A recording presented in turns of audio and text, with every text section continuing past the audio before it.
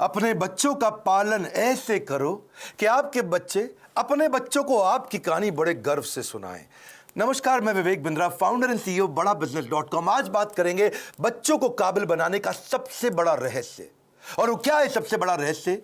Parenting की बात करेंगे। आज ऐसे टिप्स दूंगा, हिल जाएंगे। अभिमन्यु को चक्रव्यूह भेदने की सारी कला मां के गर्भ में ही सीखने का अवसर मिल गया था। प्रहलाद 5 साल से कम उम्र के अंदर सारे शास्त्र सीख गए थे। होलिका का दहन हो गया, लेकिन प्रहलाद का दहन नहीं हुआ। होलिका, जिसको आग में ना जलने का वरदान था, वो भी जल गई। पेरेंट्स वो पहले, they are first looking glass of their children. So to be in your child memory, बच्चों की मेमोरी में रहने के लिए आपको उनके जीवन में रहना पड़ेगा। सबसे पहले कितने भी झगड़े हो माता पिता के आपस में निपटा देने चाहिए। पेरेंटिंग है, मदरिंग फादरिंग नहीं है। मदर अकेले फादर अकेले नहीं, पेरेंटिंग दोनों चाहिए है। नुकसान बड़ा हो जाता है, वरना 1 साल तक बोलना और चलना सिखाते हो छोटे बच्चे को। आप 1 साल तक उसको बोलना चलना सिखाते हो, बोलो बोलो बेटा बोलो, सीखता है। और उसके बाद आगे कई साल तक आप उसको बोलते हो चुप बैठो चुप बैठो चुप बैठो चुप बैठो। बोलना भी बंद, चलना भी बंद, चुप बैठो चुप बैठो चुप बैठो। तो क्यों सिखाया 1 साल तक बोलो चलो, अब बोल रहे हो चुप बैठो। बच्चों को यह मत सिखाओ कि वो क्या सोचे, ये सिखाओ कि वो कैसे सोचे। Because a badly parented child is a lost child. परवरिश की परख जो होगी ना आपकी, वो इस बात से होएगी कि बुढ़ापे में वो आपका कितना साथ देने वाले हैं। खराब परवरिश के कारण उसके सोशल स्किल वो खत्म हो जाते हैं, अनरिलायबल हो जाता है, अनस्टेबल, केयरलेस बच्चा होता है, आर्ग्यूमेंटेटिव होता है। आपका बच्चा रिजिड हो गया, जिद्दी है, रूड है, इनडिसिप्लिन्ड है, एंटी सोशल बिहेवियर हो रहा है, उसका अकेलापन महसूस करता है, कभी कभी पेसिमिस्टिक है, सेल्फ डिफीटिंग थॉट्स आते हैं, सीक्रेटिव है, बताता नहीं बातें अपनी, छुपाता है आपसे, सब कुछ छुपाता है, आपको दोस्त नहीं समझता, उसके अंदर फियर ऑफ फेलियर है। ये सब क्यों है? अगर आपकी पेरेंटिंग कमजोर है तो यही नुकसान होंगे। बच्चे बड़ों की बात सुनने में अच्छे नहीं होते, वो बड़ों को कॉपी करने में ज्यादा अच्छे होते हैं। भगवद गीता में कृष्ण ने कहा है, यद यद आचरति श्रेष्ठ तत्तद एव तरुजना। यद यद तत्तद, जैसा जैसा वैसा वैसा। मेरी बात समझिएगा, जैसा जैसा फादर कहेगा वैसा वैसा बच्चा नहीं करेगा, पर जैसा जैसा फादर करेगा वैसा वैसा बच्चा अपने आप करेगा। क्या मतलब हुआ? अगर आप बोलोगे तो नहीं मानेगा, आप करोगे तो अपने आप करेगा। इसका मतलब बच्चे कॉपी करना जानते, सुनना नहीं जानते। आप उन्हें इंस्ट्रक्शन मत दो, इंस्पिरेशन क्रिएट करो, वो अपने आप करेंगे। जैसा जैसा लीडर कहेगा वैसा वैसा फॉलोअर नहीं करेगा, लेकिन जैसा जैसा लीडर करेगा वैसा वैसा फॉलोअर अपने आप करेगा। और यही माता पिता और बच्चों के साथ भी होता है। एक बात समझिए कि greatest mark of parent is how they treat their child when no one is looking. जब कोई नहीं देख रहा हो, आप अपने बच्चों को कैसे डील करते हैं। 3 F याद रखिएगा। फर्म रहिए बच्चों के साथ, जो काम की बात है उस पर टिके रहिए, फेयर रहिए, जबरदस्ती सजा मत दीजिए, और फ्रेंडली भी रहिए, ताकि कभी सजा देनी भी पड़ जाए तो मित्रवत व्यवहार बना रहे आपका उसके साथ में।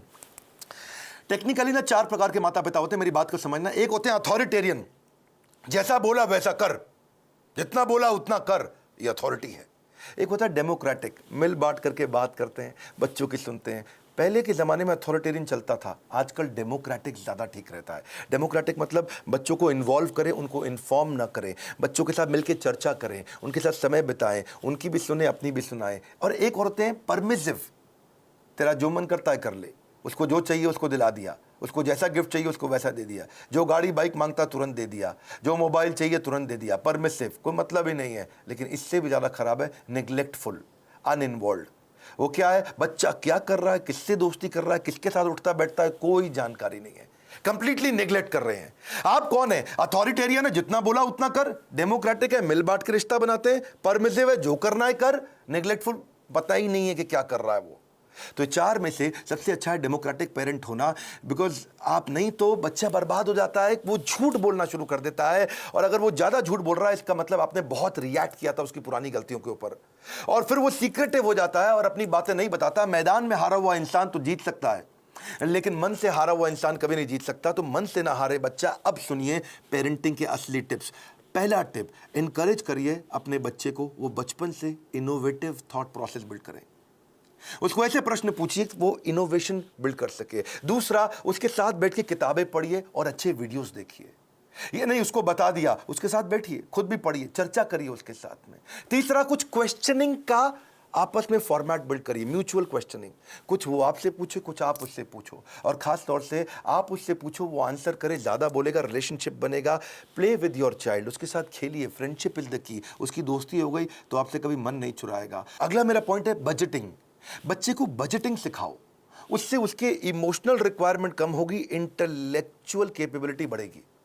बजटिंग का मतलब क्या हुआ, आप उसको बता सकते हो कि भाई तुम्हें 500 रुपया हफ्ता दूंगा, उदाहरण है, आप अपनी कैपेसिटी के हिसाब से डिसाइड कर लो। 500 रुपया हफ्ता मतलब 2000 रुपया महीना मिलेगा तुमको। अब तुम्हें कोई गेम खरीदनी है, कोई खिलौना खरीदना है, बहुत इच्छा कर रही है, लेकिन तुम्हारे बजट में नहीं आता, तो तुम एक महीना रुको, अगले महीने जब तुम्हारे पास 2000 की जगह 4000 हो जाएंगे तब खरीद लेना। अगर वो 6000 का है तो 3 महीना रुको, 3 महीने बाद खरीद लेना, पैसा इकट्ठा करो। इससे वो अपनी इमोशनल डिजायर्स को रेगुलेट करना सीख पाएगा। उसको बचपन से आपने थोड़ा थोड़ा फाइनेंस सिखा दिया, वो बचपन में ही कैलकुलेटर लेकर के समझने लग जाएगा, हिसाब लगाने लग जाएगा। उसको लर्निंग, स्पीकिंग, रीडिंग, राइटिंग, इसको बोलते हैं LSRW, इसकी प्रैक्टिस कराओ। अब कभी भी अगर कोई कहानी भी सुनानी हो बच्चों को, तो कहानी किसकी सुनाओ, कुछ हेल्दी फूड के बारे में, खाने की ईटिंग हैबिट्स के बारे में, या कुछ सक्सेस के बारे में कहानी सुनाइए। क्वेश्चन आंसर की टेक्निक बहुत काम आती है। उसको सिनेरियोज देकर के क्वेश्चंस करो कि अगर ऐसा हो तो क्या करना चाहिए, ऐसी परिस्थिति में क्या करना चाहिए, तो वो सोचेगा। जब वो अच्छा सोचेगा, उत्तर देगा आपको, तो अपने आप सफल होगा। उसको पैशन ओरिएंटेड कंटेंट दिखाओ। उसका वीडियो गेम खेलने का मन करता है, उसके अंदर देखो स्किल क्या है, उस स्किल के हिसाब के वीडियोज उसके साथ बैठ के देखो, उस स्किल के हिसाब के उसको स्किल की ट्रेनिंग भी दिलाओ। उसको अगर वो बाहर खेलने नहीं जा रहा है, अंदर केवल कंप्यूटर गेम पे लगा है, या केवल बाहर खेलने जा रहा है और कंप्यूटर पे बिल्कुल नहीं बैठता, इक्वल वेटेज दो। कंप्यूटर गेम्स से भी बच्चे का माइंड शार्प होता है, और बाहर भी खेलने जाए। यानी कि फिजिकल और इंटेलेक्चुअल दोनों कैपेबिलिटीज उसकी बिल्ड करनी जरूरी है। आप उसको अलग अलग सिनेरियो के जब क्वेश्चंस करते हो ना, तो उसमें रिस्क और फेलियर को भी थोड़ा थोड़ा आने दो उसकी लाइफ में। थोड़ा स्मॉल रिस्क, स्मॉल फेलियर आने दो, तभी बाउंस बैक करना सीखेगा। उससे वो प्रॉब्लम सॉल्व करनी सीखेगा, और problem solving is a game changer. मेरा एक इंपॉर्टेंट सजेशन है, अपने बच्चे के साथ में मोटिवेशनल कंटेंट बैठ करके कंज्यूम करें, यानी इससे उसका कैन डू एटीट्यूड बढ़ेगा। मैं भी कर सकता हूं। मोटिवेशनल कंटेंट के लिए जो भी अच्छे वीडियोस हैं, केवल मैं मेरे वीडियोस नहीं बोलता हूं, कई प्रकार की इंस्पिरेशनल स्टोरी बेस्ड वीडियोस आते हैं, कई एनिमेटेड वीडियोस होते हैं। उसके साथ बैठो, देखो, उससे पूछो आपने क्या सीखा, फिर आप बताओ आपने खुद क्या सीखा, फिर वो बताए उसने क्या सीखा। तो इससे उसके अंदर कैन डू एटीट्यूड बिल्ड होगा, और हो सके तो थोड़ा ऑर्गेनाइज करने में उसकी मदद करो। उसके साथ बैठ करके देखो, अपने आप बच्चा ऑर्गेनाइज कभी नहीं होगा।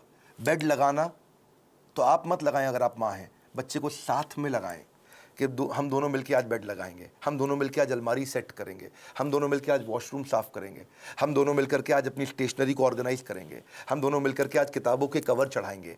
और उसके बाद धीरे धीरे आप उसको बोले अब तुम करके दिखाओ, पहले आप करो और वो करे साथ में, फिर उसके बाद उसको बोलो अब तुम अकेले करके दिखाओ मुझको। उसकी थॉट प्रोसेस अगर बिल्ड होना शुरू हो जाए तो उसको प्रेज करो, तारीफ करो। उसको कभी कोई स्टोरी सुनानी हो तो ग्रोथ माइंडसेट की स्टोरी सुनाओ। आपको उसकी तारीफ करनी, actions that are appreciated they get repeated. तो जिस एक्शन पे आप उसको अप्रिशिएट करेंगे, उस एक्शन को बार बार लेगा। जिस व्यवहार पे दोगे पुरस्कार, उसी को तो वो दोहराएगा बार बार। और आप क्या करें, जब भी चर्चा करनी हो, गोल ओरिएंटेड चर्चा करो, फ्री फ्लो चर्चा नहीं होनी चाहिए। और क्या मजे हो रहे हैं, बस आप लगे ही हुए, इसके बाद कुछ भी बात किए जा रहे हैं। सोचिए मैं इसको कैसा बनाना चाहता हूं, उस सब्जेक्ट की कहानियों पे चर्चा करो, गोल ओरिएंटेड। हाँ, बच्चे को माइक्रो मैनेज मत करिएगा कभी भी। छोटी मोटी गलतियां करता है, करने दो, हर समय नहीं टोकना। आप पॉजिटिव साइड बिल्ड करिए, नेगेटिव साइड अपने आप चली जाएगी। नेगेटिव साइड को मना करोगे कभी नहीं जाएगी। तो इसलिए पॉजिटिव सोल्यूशन ओरिएंटेड क्वेश्चन पूछो। अगर वो कोई गलती कर भी देता है, बताओ मत तूने ये गलत किया, उससे पूछो इसको और अच्छे से कैसे कर सकते थे बेटा, इससे अच्छा तरीका क्या है। ये क्या है, पॉजिटिव सोल्यूशन ओरिएंटेड क्वेश्चन। बेटा आपको क्या लगता है सबसे इंटेलिजेंट बच्चे इसको कैसे हैंडल करते, बेटा आपको क्या लगता है सबसे अच्छा तरीका इसको करने का क्या हो सकता है। तो वो बेचारा कंपल्शन में आपको सही आंसर देगा। जब वो बार बार सही आंसर देगा, बार बार सही आंसर देगा, तो उसके संस्कारों में बैठना शुरू हो जाएगा, और धीरे धीरे वो वैसे ही प्रैक्टिस में भी आ जाएगा उसके। इसके बाद इसी का तरीका, इसी को बोलते हैं इन्वॉल्विंग पेरेंट बनना, इन्फॉर्मिंग पेरेंट नहीं बनना है आपको। और तभी आप उसके सोशल स्किल और इमोशनल लर्निंग्स बिल्ड कर सकोगे। जो मैंने बजटिंग बताया था, मुझको याद आया, इससे उसकी इमोशनल ग्रेटिफिकेशन को आप डिले भी कर सकते हो। इमोशनल ग्रेटिफिकेशन डिले होगी तो बच्चा कहां से कहां पहुंच जाएगा। आप रूटीन बनाने का प्रैक्टिस करिए, पहले खुद का रूटीन बनाइए, तभी बच्चे का बनेगा। ये नहीं कि आप आजकल वर्क फ्रॉम होम में बिस्तरे पे पड़े हुए हैं तो बच्चा भी ऐसे ही लेटा रहेगा, बैठेगा, अपनी क्लास नहीं अटेंड करेगा वो। तो और क्योंकि आप स्ट्रगल करते हो रूटीन फॉलो करने में और वो भी ये स्ट्रगल करने लग गया, तो पूरा परिवार आगे बढ़ेगा, इंप्रूव करेगा। उसको अगर और स्टोरी सुनानी हो, जैसे मैं स्टोरी की बात बार बार कर रहा हूं, तो डिसिप्लिन की स्टोरी सुनाओ। और अगर वो डिसिप्लिन नहीं है तो चिल्लाओ मत, डिसिप्लिन की कहानी सुनाओ, तभी धीरे धीरे इंप्रूव करेगा बच्चा। अगर आपने उसको बोला ना, बेटा सॉरी बोलो, आंटी को सॉरी बोलो, बेटा तुम गलत कर रहे हो सॉरी बोलो, सॉरी बोलो, समझ नहीं आ रहा मैं कह रही हूं सॉरी बोलो, बड़ा बेकार बदतमीज बच्चा, सॉरी बोलो। तो वो क्या करेगा, उसको लगेगा सॉरी बोल दूंगा बच जाऊंगा, अच्छा सॉरी, उसको लगा ले मम्मी चुप हो गई, ठीक है आगे से मत करना। अब वो चला गया, उसको लगा देखो जल्दी बच के निकल गया मैं, सॉरी बोलो सॉरी बोलो सॉरी बोलो, कुछ नहीं होगा, सॉरी सोचो, सॉरी सोचो। डीलिंग ठीक नहीं करनी है, फीलिंग ठीक करनी है, कंटेंट ठीक नहीं करना है, इंटेंट ठीक करना है। फ्रूट्स बाद में मिलेंगे, पहले रूट्स चाहिए आपको। तो डिसिप्लिन की स्टोरी सुनाइए उसको, ताकि वो थॉट प्रोसेस बिल्ड हो जाए। पब्लिक में उसकी बेइज्जती कभी मत करो, आपको पब्लिक में उसकी तारीफ करो, बेइज्जती कभी करनी है, या बेइज्जती मतलब थोड़ा करेक्शन भी देना है तो प्राइवेट में करो, अकेले में करो। क्योंकि कंपेयर, कंप्लेन, क्रिटिसाइज ये कैंसर है, रिकॉग्नाइज, रिफॉर्म, रेक्टिफाई यही उसको ग्रोथ देगा। बात समझिए कि आप उसका नेचर बदल ही नहीं सकते, आपको नेचर बिल्ड करना है, नेचर बदलना नहीं है, नेचर डेवलप करना है आपको। कभी परेशान हो तो उसको हक करो, उसको पॉजिटिव टच दो अपना, तभी बात बनेगी आपकी। उसको नए नए प्रकार के स्किल सेट सिखाओ। आजकल तो कोडिंग बचपन से बच्चों को सिखा रहे हैं, 5 साल का बच्चा भी आजकल मोबाइल ऐप बनाने की तैयारी कर रहा है। Code academy, white hat junior, code monkey, code Avengers, ये बहुत सारे अपॉर्चुनिटीज है जहां से आप बच्चे को कोडिंग सिखा सकते हैं। उसकी सेल्फ एस्टीम की बकेट को आप भर पाओगे इससे। एक्चुअली सेल्फ एस्टीम से याद आया, एक होता है इमोशनल कप। हर बच्चे का एक इमोशनल कप होता है, इसको ऐसे समझो। जिस बच्चे का इमोशनल कप खाली हो जाता है वो बच्चा बहुत गलत डायरेक्शन में जाता है, जिसका इमोशनल कप भरा होता है वो हाई सेल्फ एस्टीम के साथ ठीक आगे चलता है। इसके लिए आपको love, affection, sense of security और अटेंशन देना पड़ेगा, उसका इमोशनल कप भरा रहे। अगर आपने उसके साथ खेले, फ्रेंडशिप किया, क्वालिटी टाइम दिया और प्रेम किया, उसको प्रेज किया, अप्रिशिएट किया, उसका कप भरा रहेगा। लेकिन अगर आप उसको पब्लिक में बेइज्जती किया, क्रिटिसाइज किया, एब्यूज किया, निगलेक्ट किया, उसका ह्यूमिलिएशन किया, उसको पनिशमेंट दिया बिना किसी रीजन के, वो अकेलापन महसूस करता है, फेलियर महसूस करता है, रिजेक्टेड महसूस करता है, उसका इमोशनल कप खाली हो जाएगा बिल्कुल। और फिर वो इमोशनल कप भरने के लिए कहीं बाहर जाएगा, किसी और के पास जाएगा, गलत दोस्तों के पास जाएगा, गलत जगह पे जाएगा, गलत वेबसाइट्स खोलेगा, वो लोगों से अपने इमोशनल कप को भरने के लिए खींचेगा तरीके, मिसबिहेव करेगा अटेंशन गेन करने के लिए, मैनिपुलेट करेगा, जेलसी हो जाएगी उसको दूसरों को देख के। आइसबर्ग देखा है आपने? आइसबर्ग को समझो आप, इससे समझ आएगी आपको बात। आइसबर्ग होता है वो बर्फ की चट्टान जो समुद्र के अंदर होती है, लेकिन 10% दिखती है, 90% पानी के नीचे होती है। आइसबर्ग में पानी के नीचे बहुत बर्फ है, वो दिखती नहीं है, दिखती 10% है, खाली ऊपर ऊपर। बच्चों की ज़िंदगी भी ऐसी आइसबर्ग के जैसी है। अगर उनका एंगर, उनका स्क्रीमिंग, वो चिल्ला रहा है, वो कोई बात छुपा रहा है, वो वायलेंट हो गया है, अग्रेसिव हो गया है, वो रो रहा है, ये खाली 10% ऊपर दिख रहा है, इसके नीचे 90% बहुत कुछ था। उसकी एंग्जाइटी, फ्रस्ट्रेशन, उसका डिस्ट्रेस, उसका ट्रस्ट ना कर पाना, उसका फेलियर, उसका ग्रीफ, उसका अनश्योर होना, उसका स्ट्रेस में होना, अटैक्ड महसूस करना, उसका हर्ट महसूस करना, उसका वरिड, अलोन, लोनलीनेस फील करना, ये सब समुद्र के नीचे था। और समुद्र के ऊपर क्या है? थोड़ी सी बर्फ दिख रही है। आप उस बर्फ को लेकर ट्रीटमेंट कर रहे हो, जो नीचे दिखती हुई बर्फ को लेकर कर रहे हो, जो नीचे छुपी हुई बर्फ है, उसको ठीक करना है। इसलिए करेक्शन नहीं, इंस्पिरेशन। बच्चे, पता है, अगर आपको उनको सफल बनाना है, उनकी सफलता का स्कोर बोर्ड बना दो, गेमिफाई कर दो। इसको क्या बोलते हैं? Gamification of value inculcation. अगर आप उनमें संस्कार डालना चाहते हो तो गेमिफाई कर दो उसको। इसको गेम देखो, बिकॉज अगर स्कोर बोर्ड बना दोगे ना तो वो जीतना चाहेंगे।